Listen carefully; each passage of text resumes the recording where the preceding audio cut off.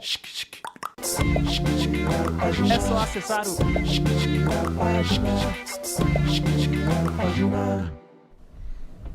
Olá, seja bem-vindo, seja bem-vinda ao podcast Política de Primeira. Estamos chegando com mais um episódio. Eu sou o Caio Tumeleiro, ao meu lado Henrique Schuto.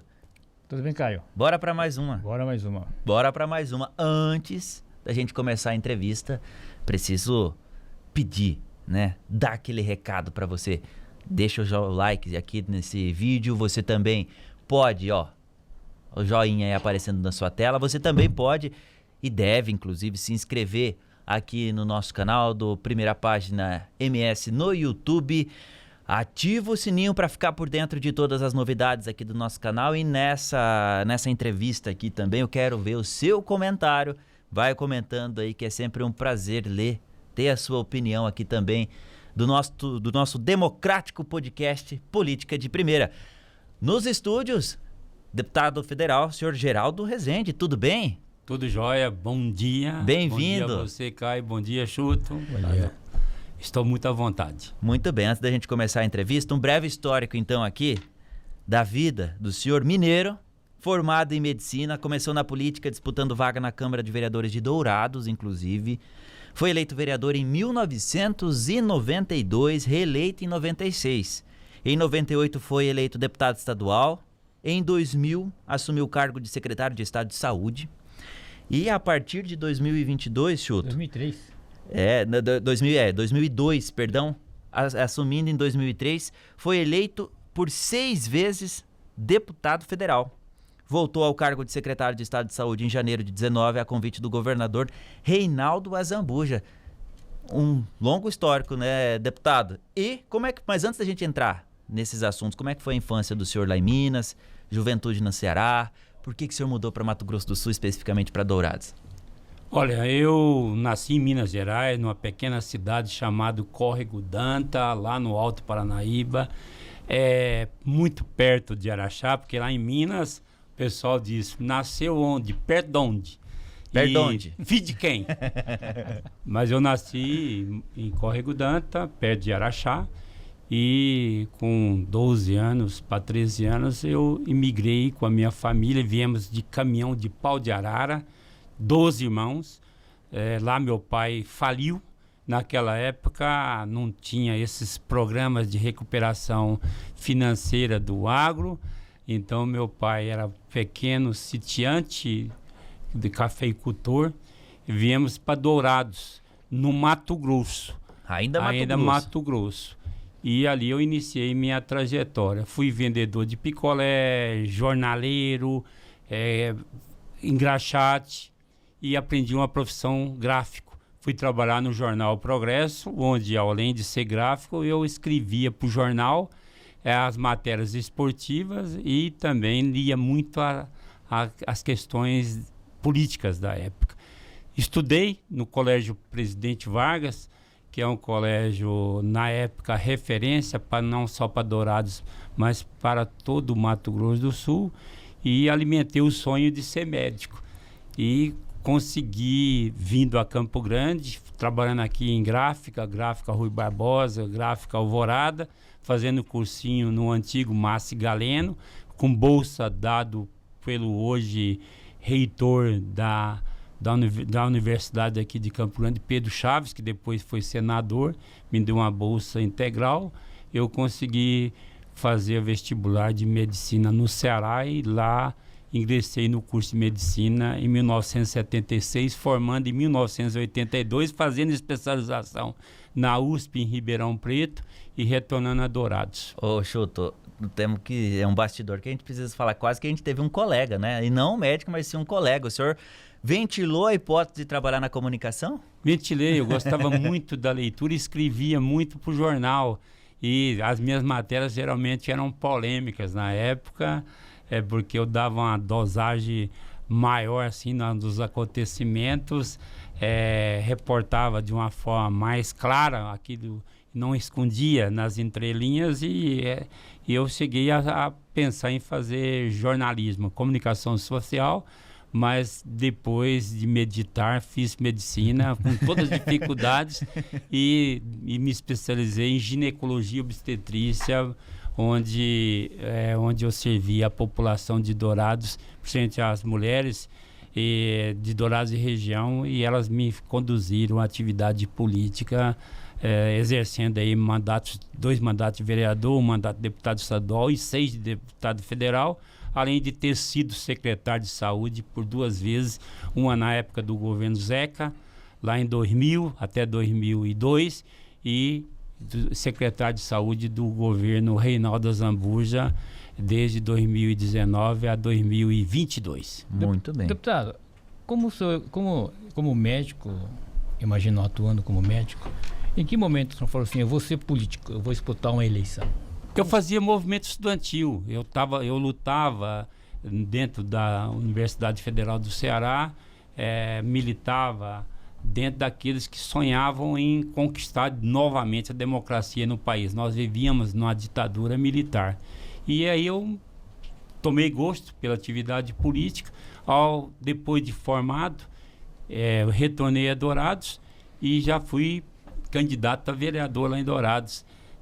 Na primeira eleição, eu não fui vitorioso, mas depois de retornar após minha especialização em Ribeirão Preto, na USP, eu me elegi vereador em Dourados por 2 vezes e, lógico, depois deputado estadual e deputado federal.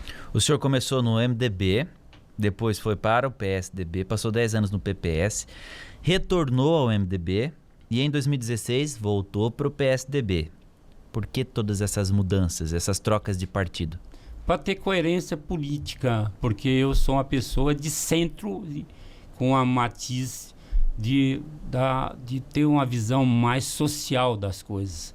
Entender que a nossa população, pelas grandes desigualdades que temos sociais, precisa de um olhar mais generoso das políticas públicas. Então as pessoas me taxam, me rotulam, e eu um pouco ligo por rótulo de ser de esquerda, mas eu sou uma pessoa de centro que tenho um olhar muito voltado para as causas sociais e tenho como característica maior ter a coerência política. Muitas vezes até eu fui fundador do PSDB. Na época houve um inchaço do PSDB, eu tive que ir ao MDB, que era um partido também que tinha uma mesma postura à época daquela que nós almejávamos. Ao retornar ao PSDB, eu fiz a convite do ex-governador Reinaldo Azambuja, que nos deixou recentemente, mas para ser candidato a prefeito de Dourados. Não logrei êxito, mas eu estou no PSDB e hoje assumi interinamente a presidência estadual do PSDB aqui em Mato Grosso do Sul. Deputado, com quem nós já conversamos aqui, eles são unânimes em afirmar que o centro hoje não existe mais. Hoje você precisa pender para a esquerda ou para a direita diante do eleitorado. O senhor concorda com essa tese? Olha, eu estou procurando esse centro e eu tenho a pretensão, inclusive, de continuar no PSDB, porque o PSDB aponta por esse caminho. Nada de extremos, ou seja, sair do bolsonarismo, da extrema-direita, e sair do lulopetismo e construirmos uma alternativa no centro. Essa é a tarefa que está reservada ao nosso partido, que tem uma longa trajetória. As maiores conquistas no país vieram do PSDB. Pode criticar o partido aqui e acolá, mas as grandes conquistas que o Brasil teve nos últimos 30 anos foram derivadas da presença do PSDB a nível nacional. Tivemos aí o real, tivemos a política de ajuda aos mais necessitados, as políticas de renda foi iniciativa do PSDB, tivemos aí a questão da responsabilidade fiscal. Então, várias políticas que foram implementadas no país foram oriundas do PSDB. Então, eu tenho tentado e estou almejando e sonho em ver as pessoas aglutinar, porque uma grande parcela da nossa população está muito distante dessa polarização que existe, dessa política muito miúda, muito rasteira, muito pequena, que está imperando hoje no país. O pessoal quer uma alternativa de centro. E eu ainda acalento esse sonho de ver um partido de centro emergir, que possamos ter aí nuances da centro-direita e centro-esquerda juntos para construir um novo modelo para governar esse país. Essa questão política nacional, a gente ia conversar um pouco mais para frente, mas como o senhor já tocou no PSDB e no momento atual, a gente vai querer antecipar algumas questões ligadas a toda essa movimentação que está acontecendo em nível nacional. O PSDB, o seu partido, já estava minguando em nível nacional e agora parece que tinha 3 governadores, não tem mais nenhum, né?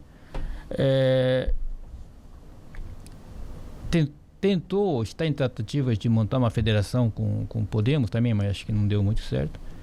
Que futuro tem o PSDB na sua avaliação hoje, deputado?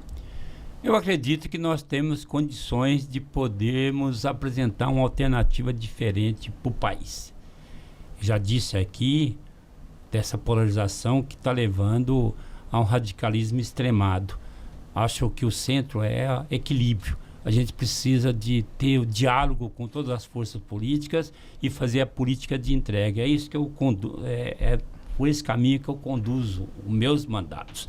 E quero dizer para você que um partido até amanhã vai filiar o ex-candidato a presidente da República, amanhã não, na quarta, lá no Ceará, Ciro Gomes. O partido tem condições de disputar o governo do estado do Ceará, tem condições de disputar o governo com o ex-governador Marconi Perillo em Goiás, tem alguns candidatos a senadores em algumas unidades da federação, e nós temos a pretensão de pelo menos dobrarmos a nossa presença na Câmara dos Deputados, de 13 irmos para 26 a 30 deputados federais na próxima legislatura, que vai ser resultante da eleição de 2026, e podemos, de fato, termos algumas políticas que possam, alguns projetos que possam fazer o centro, fazer com que o centro possa construir uma alternativa e sair dessa polarização tão odiosa que a gente vivencia hoje na política. Bom, deputado, então com essa resposta, o senhor já respondeu uma outra pergunta que ia fazer, e que o senhor vai sair ou deixar o PSDB ou não na janela? O senhor vai continuar no PSDB na janela? Eu continuo. Até amanhã eu sou presidente interino do partido, para completar o mandato.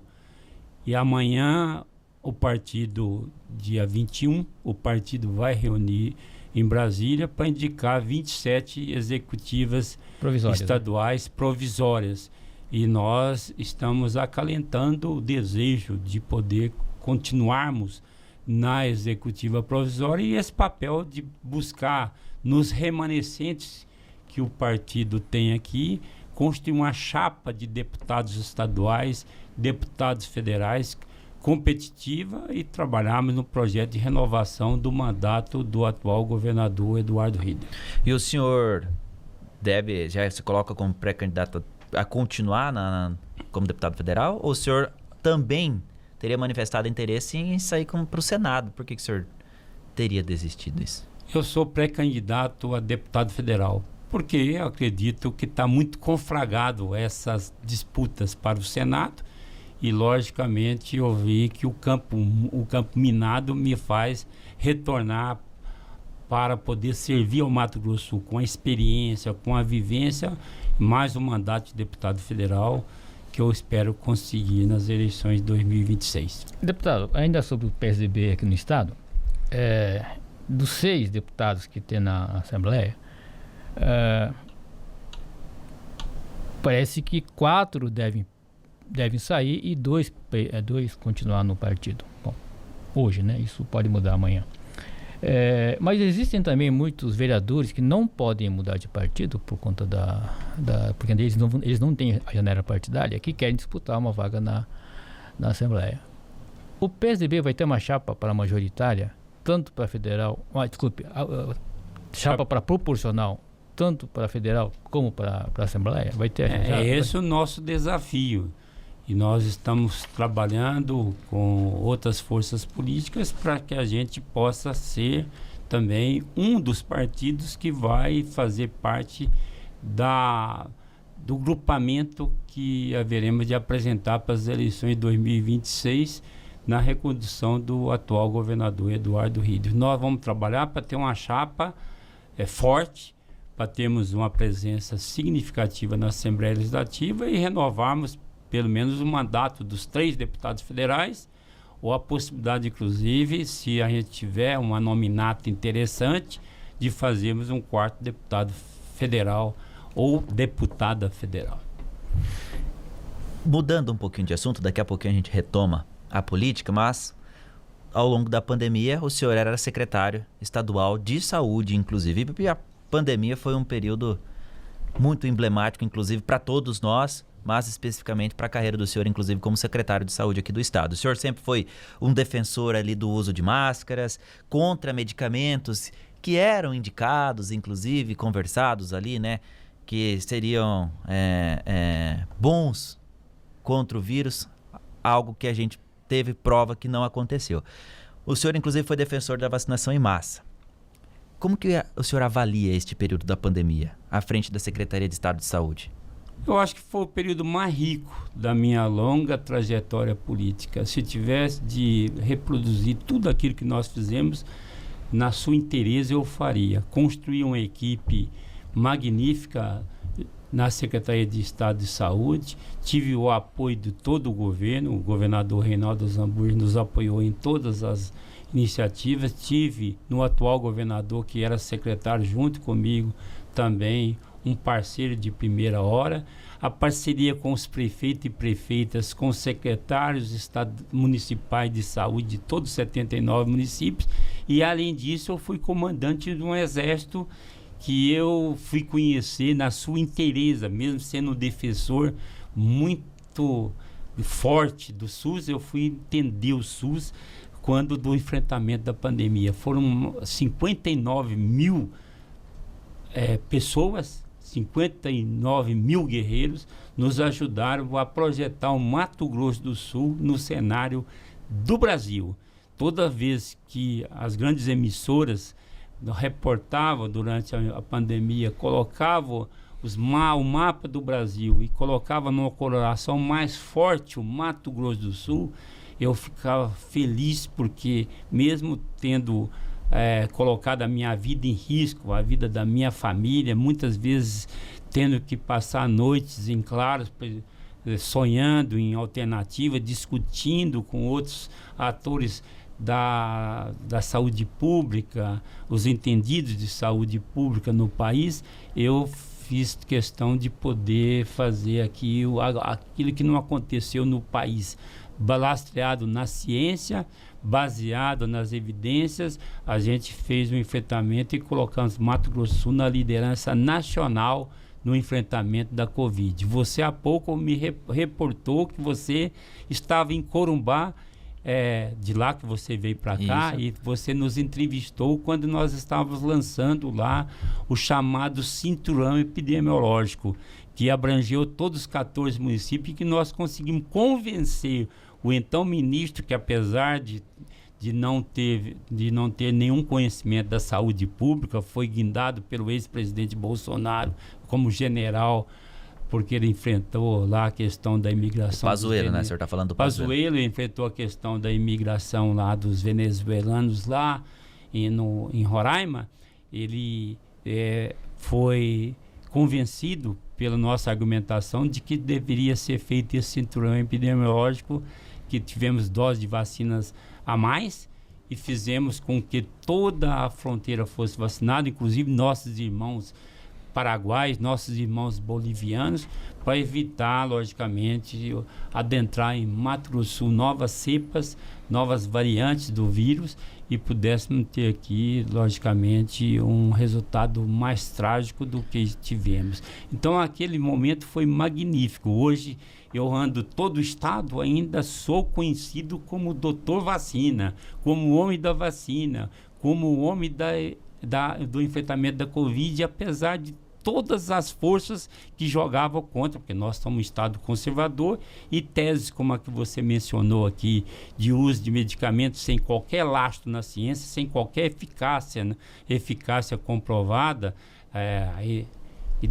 hidroxicloroquina, ivermectina e tantos outros, além do enfrentamento daqueles que não queriam isolamento social, não queriam usar máscara. Nós fizemos esse enfrentamento e logramos êxitos, e onde eu vou, hoje eu sou reconhecido como o homem da Covid. Agora, doutor, realmente a questão da vacinação, Mato Grosso do Sul ficou muito à frente, né, por vários períodos, mas em questão de desafio, em todo esse processo que o senhor passou, chegou algum momento que o senhor olhou para a sua equipe e falou, olha, aqui nós temos um grande problema, não estou encontrando solução para isso neste momento, ou que tinha solução, mas foi difícil? Um grande desafio nesse período da pandemia, qual foi? O desafio de mostrar que nós estávamos com a política certa. O desafio de mostrarmos que nós precisamos de adotar a ciência como o roteiro principal do enfrentamento dessa doença. Chegou momentos de exaustão, mas nós nunca descansamos. Chegou o momento que eu chorei em público e fiz a apresentadora dessa emissora, da TV Morena, inclusive chorar em público na entrevista, quando a gente chegou às vacinas tão sonhadas, e quando a gente fazia a distribuição em tempo recorde de todas as unidades da federação, o estado de Mato Grosso do Sul distribuía as vacinas num lapso de tempo que às vezes chegava somente a 6 horas, enquanto em algumas épocas demorava, em alguns estados demorava até uma semana. 6 horas a gente tinha esse tempo para entregar a vacina em todos os recantos do estado, e aí houve, logicamente, uma logística que nós construímos, que com o apoio das Forças de Segurança Pública, da Secretaria de Segurança Pública, outros órgãos do governo, a vacina chegasse aos mais distantes rincões do Mato Grosso do Sul em tempo muito rápido para fazer a aplicação delas onde ela deveria ser aplicada, no braço de cada cidadão do Mato Grosso do Sul. Isso valeu a pena. Deputado, agora como médico, a pandemia da Covid já é uma coisa do passado, ou ainda nós temos algum risco dela surgir com uma nova cepa? Nova cepa, uma variação? Como você avalia? Tem várias. A Covid está presente aí, está muito em evidência, inclusive mostrando que há casos e que as pessoas estão se descuidando, inclusive não procurando a vacina. A vacina está nas unidades de saúde, em todos os municípios do Mato Grosso do Sul, e acredito que a gente precisa ter cuidado, porque há variantes que em determinado tempo sofrem mutações, então nós precisamos de ter muito cuidado, logicamente, para evitar que tenhamos picos acentuados. Há uma grande parcela da população que, pela vacinação ocorrida, ganharam imunidade, e logicamente a gente não tem os números que nós tínhamos no passado.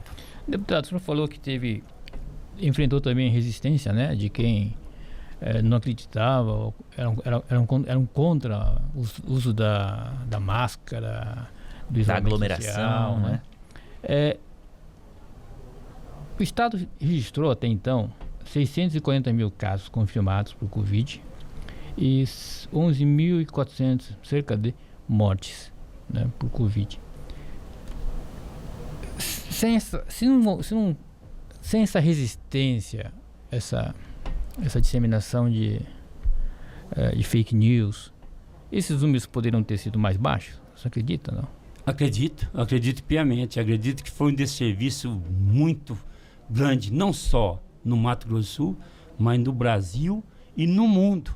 Hoje nós temos aí uma grande quantidade de pessoas, inclusive na atividade política, e é muito ruim quando a gente vê isso acontecer, que são contra as vacinas, que são contra o uso de máscaras, que são contra as definições que a saúde pública adota para enfrentar esse tipo de epidemia.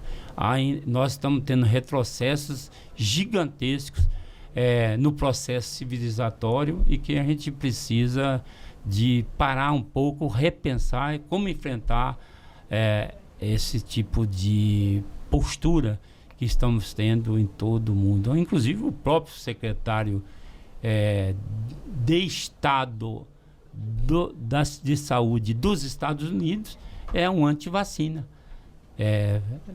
que é absurdo. A maior potência do mundo é uma pessoa que é o secretário lá chamado aqui ministro lá, secretário de Saúde dos Estados Unidos, se colocando contra a vacina. Então nós precisamos estar vigilantes. Eu faço parte da frente parlamentar da vacina lá no Congresso Nacional e nós temos que trabalhar ativamente para podermos pelo menos colocar no canto do ringue esses que fazem esse tipo de postura. Nós tivemos aqui no Mato Grosso do Sul uma experiência inédita doado pelo laboratório que constrói a vacina contra a dengue no mundo, inclusive o laboratório japonês, nos doou o quantitativo para vacinar desde as crianças de 4 anos até os adultos até 60 anos incompletos, lá em Dourados. Foi a única cidade do mundo.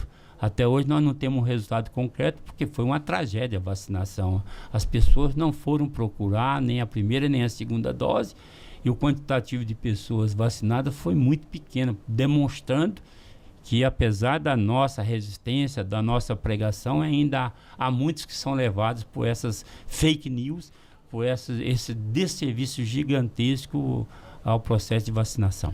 Para a gente fechar esse assunto pandemia, qual que é o legado que ela deixou no sentido prático, de estrutura para o nosso sistema de saúde? A gente está bem mais preparado?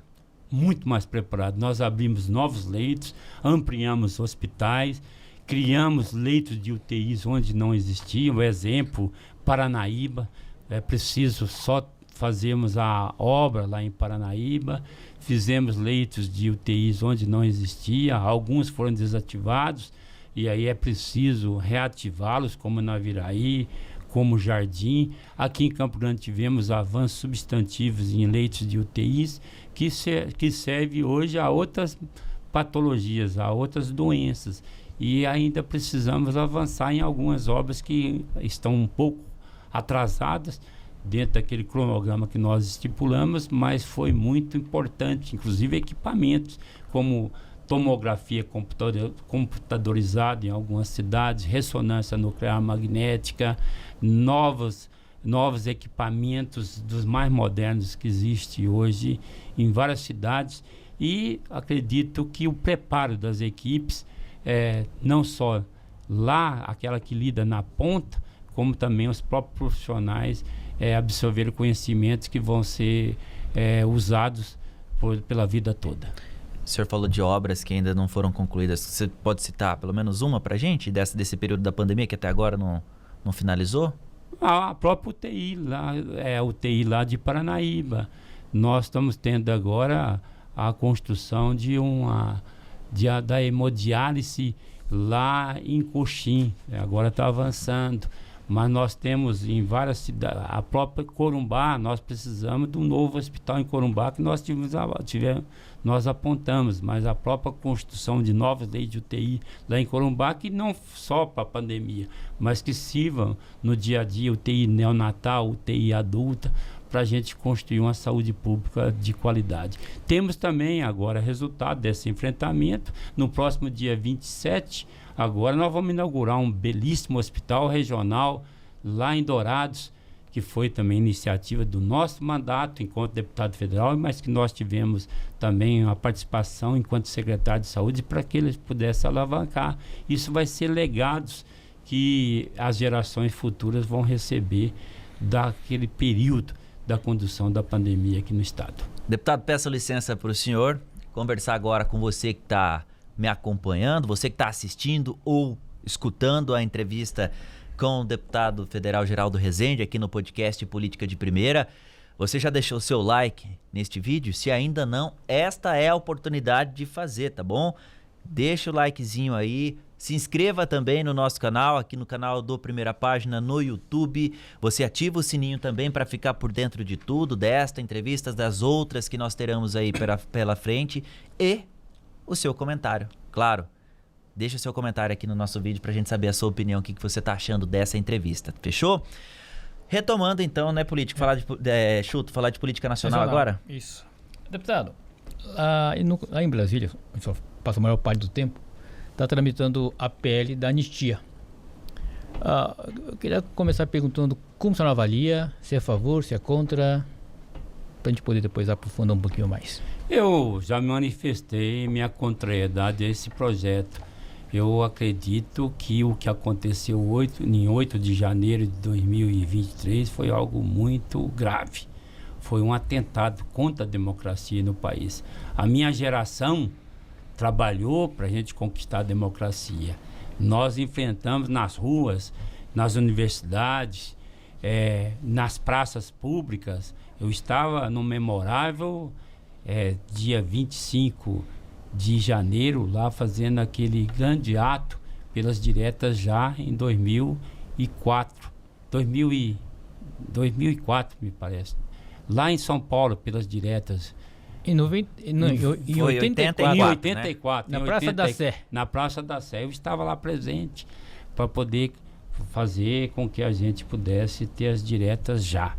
Então a minha geração não pode aceitar aquilo ali como se fosse um passeio, como se fosse um encontro de velhinhas, como alguns querem dizer, que foram rezar em Brasília ou que foram fazer um piquenique em Brasília. Aquilo foi engendrado e nós precisamos de poder marcar para as gerações futuras, para que meus filhos pequenos ainda, eles possam entender que a gente precisa respeitar resultado eleitoral e que precisamos de valorizar a democracia como o melhor sistema de fazer política no mundo, porque a gente aceita a maioria que foi constituída no processo eleitoral e a minoria precisa entender esse processo. Então o atentado que aconteceu precisa de ser as pessoas que fizeram, que engendraram, que maquinaram, que urdiram precisam pagar com a pena que possa ser reproduzida e possa ser pedagógica para o futuro. Agora, acredito que algumas penas daqueles que foram, Maria vai com as outras, daqueles que foram induzidos, daqueles que, sem noção da gravidade do que ia acontecer, foram induzidos a isso, precisa de diminuir. Então, eu sou a favor e espero que o deputado Paulinho, nós tivemos uma reunião do partido com ele, eu espero que ele possa fazer um PL da chamada dosimetria, que possa fazer uma diminuição da pena daqueles e daquelas que foram induzidos ao erro e também diminuir essas penas, mas possamos, pelo menos o núcleo central desse processo, ele precisa pagar com penas bastante exemplares para que isso não aconteça no futuro.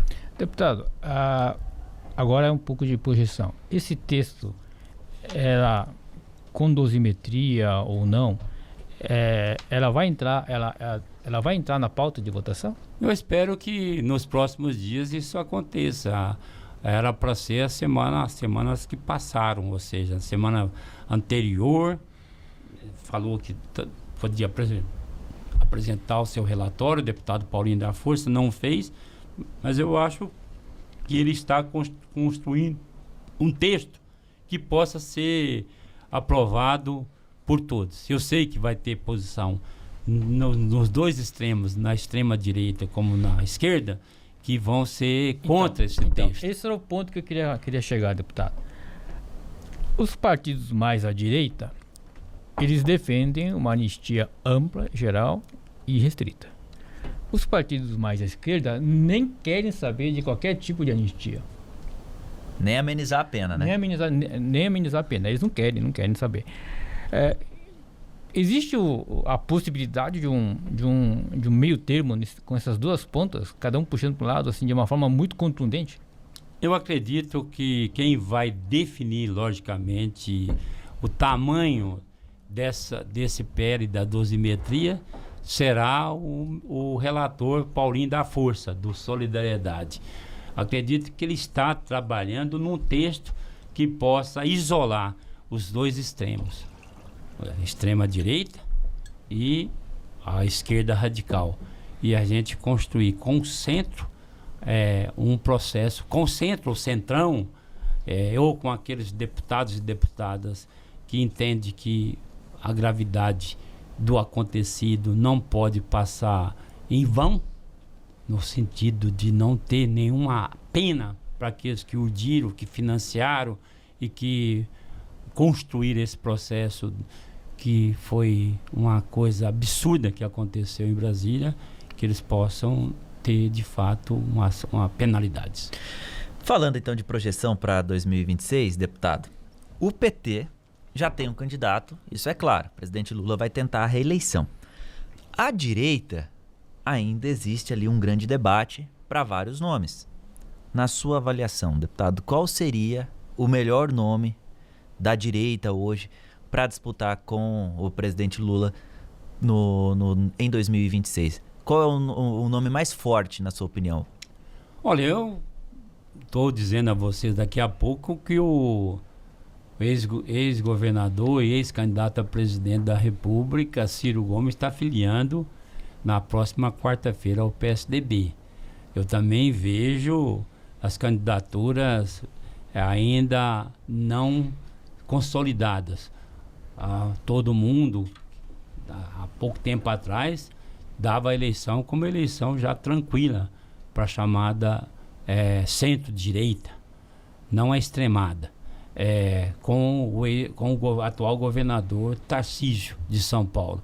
Ele já está dizendo que refluiu diante do novo quadro. A recuperação do presidente Lula foi evidente, inclusive municiado até pela família Bolsonaro, pelos filhos do ex-presidente, fez com que ele, e pelo aquilo que o presidente Trump quis impor ao povo brasileiro, chamado tarifaço. Então fez com que o enfrentamento que o governo federal fez pudesse reverter esse quadro de esfacelamento da base de apoio do atual presidente. Veja algumas políticas que têm tocado muito grandes em determinados setores da nossa população, as políticas sociais, as políticas de educação e agora a política da isenção do imposto de renda, até quem ganha 5 mil, isenção, e até 7.350 pagar um valor, um pedágio ali, menor. E ser feito os mais ricos terem que fazer essa compensação. Os mais ricos no país que não gostam, esses têm aversão a pagar imposto. E geralmente quem paga imposto no país é os mais pobres, a chamada classe média também. Então eu vejo que há uma recuperação. Então esse cenário está indefinido, inclusive com a postulação já do atual governador Tarcísio, já ele dizendo que quer candidato à reeleição, e o nome mais em evidência hoje é do governador do Paraná, Ratinho Júnior. Então, na opinião do senhor, Ratinho seria o mais forte hoje? Tem hoje mais possibilidade de ser um candidato, mas eu espero que até o ex-candidato a presidente Ciro Gomes possa se apresentar. É um nome que eu tenho uma simpatia muito especial, porque foi meu colega de Universidade Federal do Ceará, foi meu colega dentro do movimento estudantil e foi um deputado e um governador que eu tive muita presença. Então o quadro está ainda... Tem outras candidaturas, Zema, que eu não acredito, tem candidaturas outras a serem postas, e eu acredito que ainda podemos ter uma mudança do cenário. Mas hoje eu apostaria que o Ratinho Júnior, que foi deputado junto comigo no PPS, eu tenho uma grande também alegria em poder reencontrá-lo e ver a ascensão que ele teve, e espero que a gente tenha pelo menos um candidato que possa fazer o equilíbrio e sairmos dessa polarização que eu disse tão nefasta à vida do Brasil. Deputado, agora uma pergunta mais assim, a de cunho pessoal. Bom, o senhor já disse que é de centro com um ligeiro viés para a esquerda, né? Sim. No caso de uma polarização, mais uma vez, entre direita e esquerda, sem um nome no meio, mas o senhor votaria no Lula ou nesse nome da direita? Eu vou avaliar o que for melhor para o Mato Grosso do Sul, o que for melhor para o país.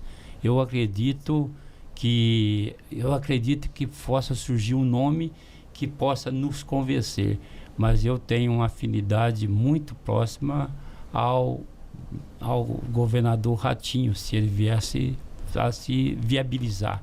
Mas vamos esperar acontecer, vamos ver as alianças que vão se formar, vamos verificar se vai ter um candidato da extrema-direita, porque ainda é cedo, inclusive a própria família Bolsonaro não quer de forma nenhuma abdicar de apresentar um candidato da família. Então, logicamente, nós vamos ver esses acontecimentos se maturar para a gente poder ter um avanço. Essa foi uma resposta tucana.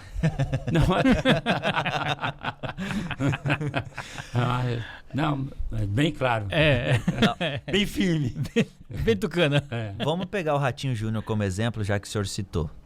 Entre Ratinho Júnior e Lula. Hoje, analisando o cenário da política nacional, o senhor acha que é bem mais provável que o Lula se reeleja ou que o adversário leve essa eleição, no caso o Ratinho? A eleição está muito definida. Eu cheguei há pouco... Indefinida. Eu cheguei há pouco do Nordeste. Fui lá passar essa semana chamado do saco cheio aqui no Mato Grosso do Sul com meus filhos. Mas eu vi lá um crescimento muito forte, a recuperação muito forte do atual presidente. Então é muito cedo para você fazer essa avaliação.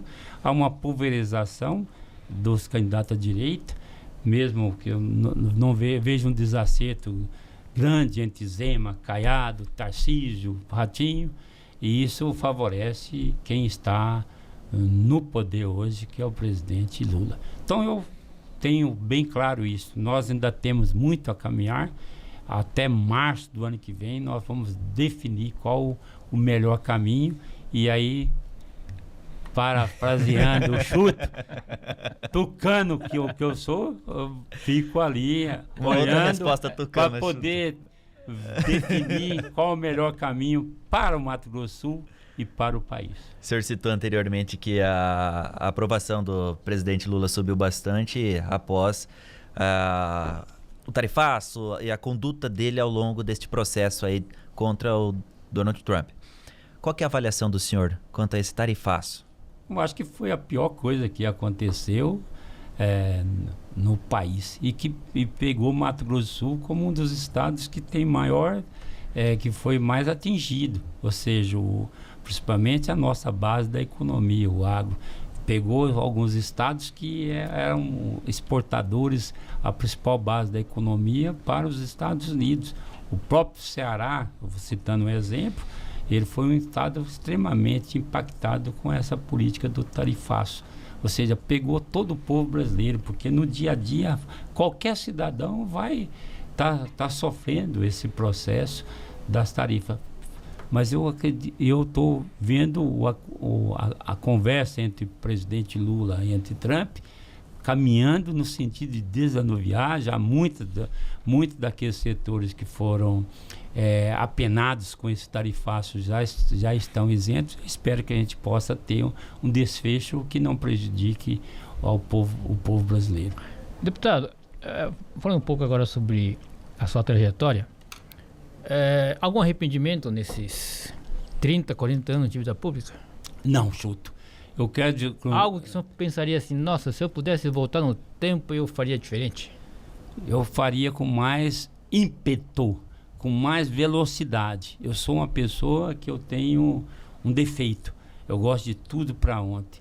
Mas ao olhar assim o Mato Grosso do Sul, ao olhar cada município desse estado, eu posso dizer como que a gente foi útil enquanto deputado federal, enquanto secretário de saúde.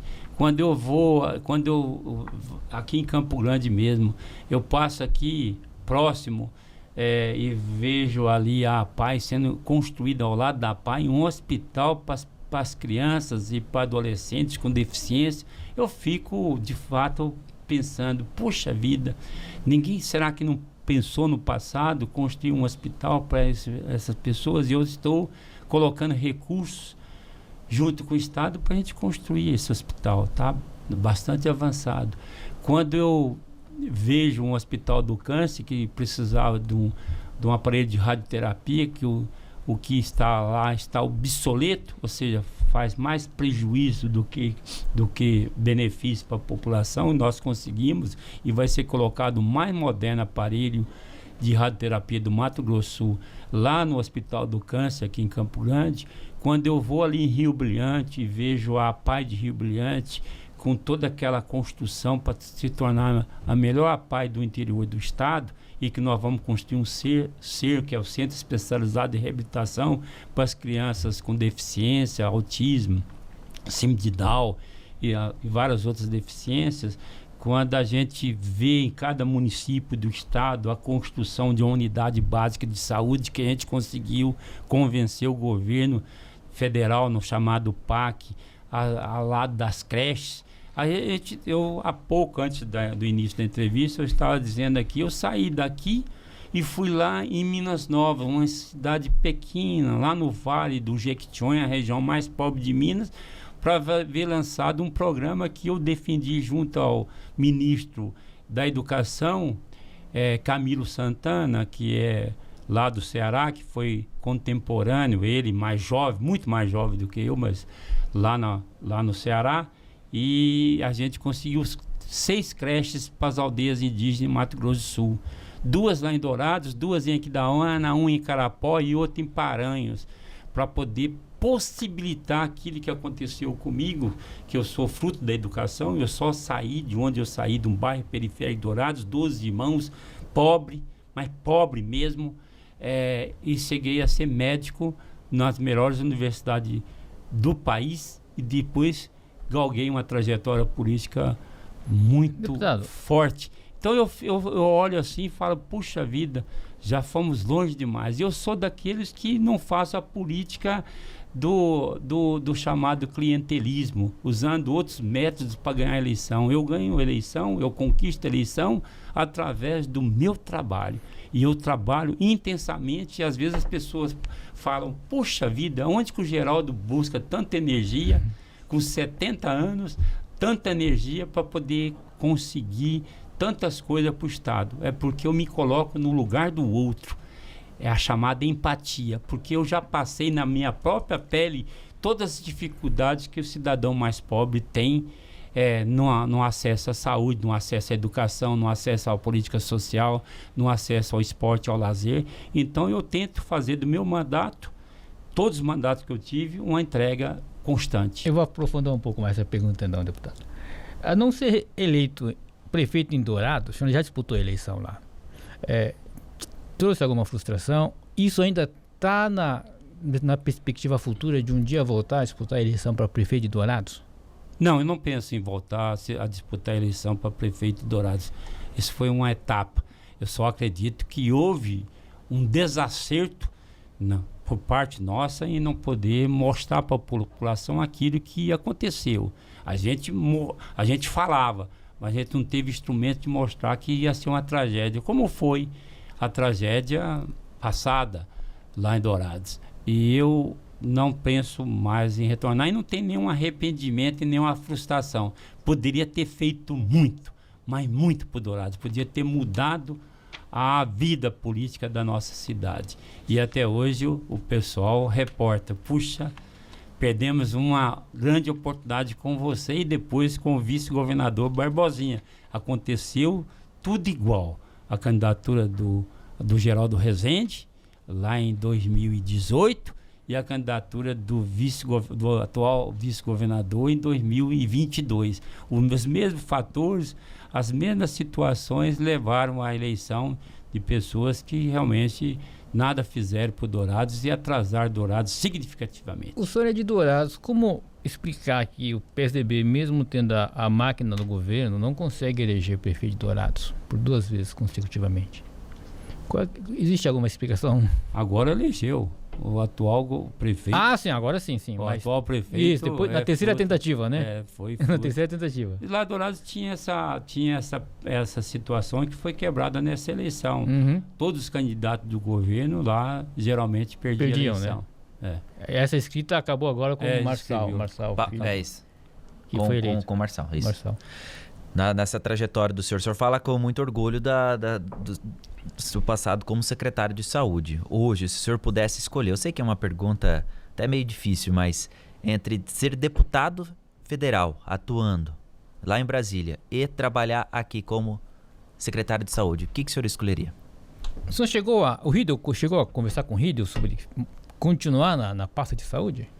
Não, o Riedel, o governador, quis dar oportunidade a outro ator e eu acredito que ele está continuando as políticas que a gente empreendeu lá. Inclusive o MS Mais Saúde é fruto daquele projeto que nós construímos, que era o Opera Mato Grosso do Sul e Examina Mato Grosso do Sul.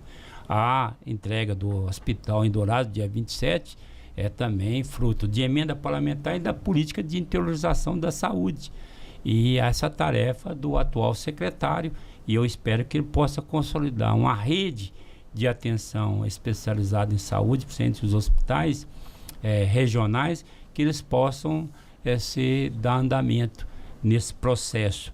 Além de vazios assistenciais que existiam, que nós avançamos e outros precisam ser avançados, porque o SUS é um processo continuado. Ou seja, o que você faz hoje, amanhã pode ser necessário reformular para que a gente possa avançar. Mas há, de fato, avanços significativos que a gente precisa poder sustentar e, ao mesmo tempo, avançar para a gente consolidar uma saúde pública de melhor qualidade. Eu sei que há deficiência aqui na capital. Nós, inclusive, trouxemos veículos para a cidade de Campo Grande, através do PAC, nossa gestão política lá, 13 novas viaturas, e a gente tem dificuldade de vê-las fazendo o serviço que elas precisam. Recentemente nós tivemos que ajudar o município, não só de Campo Grande, mas de Dourados, a não perderem recursos através do PAC para fazer unidades de saúde, principalmente o chamado Centro de Atenção Psicossocial, para atender crianças e adultos com transtornos mentais, dependentes de álcool e de outras drogas, e Dourados e Campo Grande eram cidades que poderiam perder esse recurso se não fosse a nossa intervenção em Brasília. Deputado, está sendo ventilado pela prefeitura de um hospital municipal em Campo Grande. Você está acompanhando esse processo? Acompanho de longe, porque eu nunca fui chamado a fazer esse debate. Não, nem na Câmara de Vereadores de Campo Grande, nem com a administração. Eu vejo a iniciativa da administração municipal e acredito que ela está fazendo essa tratativa junto também ao governo do estado, porque nada pode ser isolado se não for discutido com as 3 esferas, o município, o estado e o governo federal. Eu tenho acompanhado mais as ações do estado no sentido de prover os municípios do Mato Grosso do Sul, principalmente os municípios sede de micro-regiões ou sede de regiões, de equipamentos que possam fazer com que o paciente trate mais perto da sua cidade. Isso foi iniciado lá conosco, lá na Secretaria de Estado de Saúde, e eu espero a continuidade pelo atual secretário. Deputado, como gestor de saúde, o Hospital Regional está num processo, eles vão parceria público-privada, vão aumentar o número de leitos, enfim, vão aumentar bastante o número de leitos lá. Nesse contexto, como encaixa um outro hospital como gestor? Não seria mais factível, por exemplo, fortalecer as UPAs? Olha, tem essa política que pode ser diferenciada. Eu sou leigo no assunto, né? Mas como quem entende de gestão de saúde? Nós temos hoje, primeiro, consolidar os hospitais regionais. Fizemos isso em Três Lagoas, o Hospital Regional Magide Tomé, que é o Hospital de Três Lagoas inaugurado durante a nossa passagem na Secretaria de Estado de Saúde. Temos avançado com o hospital lá de Três Lagoas, Nossa Senhora Auxiliadora. Inclusive, vamos colocar lá a oncologia, um centro de alta complexidade em oncologia, CACUM, chamado, em Três Lagoas, para fazer com que toda a oncologia, todas as pessoas que tratam de câncer naquela região vá a Três Lagoas. A mesma coisa nós estamos vendo em Dourados, o Hospital Regional de Dourados, que demorou, fértil, que demorou um tempão para ser construído e ser ampliado, ou ser inaugurado, inclusive com dois centros, um centro de diagnóstico e um centro de especialidades médicas, fruto do trabalho nosso enquanto deputado federal lá em 2015, 2016, ainda no primeiro governo do Reinaldo Azambuja, vai ser implantado agora.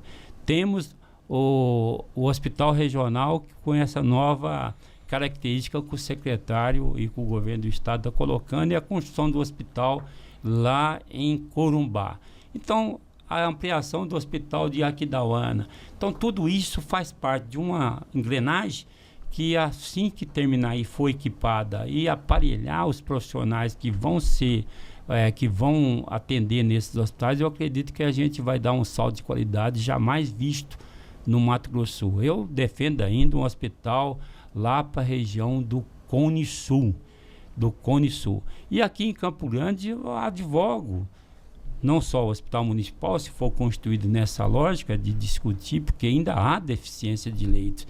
Eu advogo a construção de um hospital do idoso, que nós estamos trabalhando junto com o Hospital São Julião para construir esse hospital, e já levamos para o governo do estado, e foi iniciativa nossa, enquanto secretário do Reinaldo Azambuja, o governador Reinaldo colocou toda a sua força, o projeto já está finalizado, porque nós vamos viver, nós já estamos na fase dos idosos, mas nós vamos ter uma população mais idosa do que população jovem, então nós temos que preparar, e esse processo está andando, e eu espero que a gente possa, no São Julião, construir o Hospital do Idoso, com todas as doenças, vocacionado para as doenças que acometem mais essa população.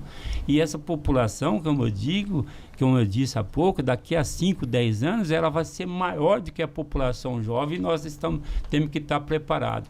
Então, eu estou muito à vontade para dizer o que vier para ser público e atender adequadamente, que possa atender. Agora é preciso toda essa engrenagem aí, eu reporto a você, desde a unidade básica de saúde, e o que não está funcionando adequadamente é a chamada atenção primária, que é aquilo que deveria ser feito pelas unidades de saúde.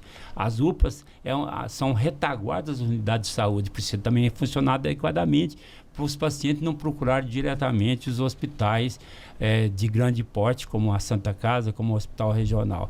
Mas eu acredito que essa situação deve estar sendo discutida entre os dois gestores, tanto a da capital como o do governo do estado, para a gente poder ter uma solução, porque é uma tristeza a gente ver as discussões a todo dia da má qualidade de atendimento de saúde, não só na capital, como também lá em Dourados. Estamos caminhando para a reta final aqui do nosso podcast, deputado, mas várias vezes o senhor citou a idade do senhor, mas o senhor continua na carreira pública. Até quanto tempo o senhor tem pela frente ainda para continuar como deputado? Eu acredito que eu tenho servido muito ao Mato Grosso do Sul. Eu tenho 6 mandatos, tenho experiência, tenho um bom trânsito aqui no governo do estado, tenho um bom trânsito em Brasília. Aquilo que eu disse para você, a política está tão acirrada que eu procuro lá nos ministérios. Eu tenho essa semana 3 visitas a 3 ministros, 3 audiências, buscando recursos, buscando obras, buscando ações que possibilitam construir aquilo que a política precisa construir, como diz Aristóteles, que é a felicidade das pessoas. Eu procuro a cada momento buscar recursos que possa fazer um enfrentamento às demandas da área de saúde, de educação, de assistência social, de esporte, de lazer, de infraestrutura que a população tanto almeja. Corumbá mesmo. Tem uma pancada, você que passou por lá, Você me disse há pouco que era de Bonito, passou por Corumbá, mas o montante de recursos que está endereçado para Corumbá hoje é gigantesco em relação a outros períodos e que nós possamos ter um salto de qualidade em várias áreas que dizem respeito à vida das pessoas lá em Corumbá. A mesma coisa está acontecendo aqui em Campo Grande, em Dourados e vários municípios do estado. Estou muito feliz e posso dizer que é o mandato mais exitoso. Dos seis mandatos que eu tive, esse é o que mais entrega eu estou fazendo. Quando eu vou aqui e falo do hospital da criança com deficiência em Campo Grande, junto à PAI, eu fico maravilhado quando eu for lá, mas fico maravilhado, fico completamente feliz quando eu vou lá em Dourado e vejo a AGD, Associação de Pais e Amigos dos Autistas da Grande Dourados, que é a melhor estrutura de autismo no Mato Grosso do Sul, que vai acontecer também em Coxim, o SER, lá em Coxim, que já está iniciando, assim como tem vários outros municípios do estado que têm essas iniciativas e que consolida aquilo que é a minha vocação hoje, de ser um deputado da saúde, um deputado do terceiro setor, que é as entidades que cuidam das pessoas mais vulneráveis e, acima de tudo, um deputado que foge do debate miúdo, rasteiro e apresenta entregas que fazem com que a vida das pessoas possam ser modificada. Enquanto eu tiver força, eu continuarei, mas para responder para você e não ser tucano como eu pretendo que esse seja meu último mandato se eu consegui-lo. Eu pretendo ser e estou apostando que possa vir alguém que possa me suceder, alguém que eu conheço tão bem, que possa ser a minha sucessora, que é a minha filha Bárbara Rezende. Olha aí. Muito obrigado pela presença do senhor aqui no podcast Política de Primeiro, deputado. Obrigado a você, Caio, e a você, Chuto. Eu estava aguardando com expectativa. Acho que foi muito bom. Bom. O debate. Foi muito bom. Foi Muito ótima bom entrevista. mesmo. Muito bom. Obrigado Parabéns por compartilhar a a história com a gente. E que tenha vida longa esse programa. Obrigado, deputado. Fechamos? Fechamos. Mais um. Ó, antes da gente terminar, tá? Preciso reforçar aqui, deixa seu like nesse vídeo, tá bom? Tá aparecendo aí na tela pra vocês. Se inscreva também no canal do Primeira Página no YouTube, é muito importante essa inscrição pra gente. Você já ativa o sininho também pra ficar por dentro de tudo, tá? Da publicação dos próximos podcasts que virão por aí. Fechou? Muito obrigado pela audiência de todo mundo e até breve.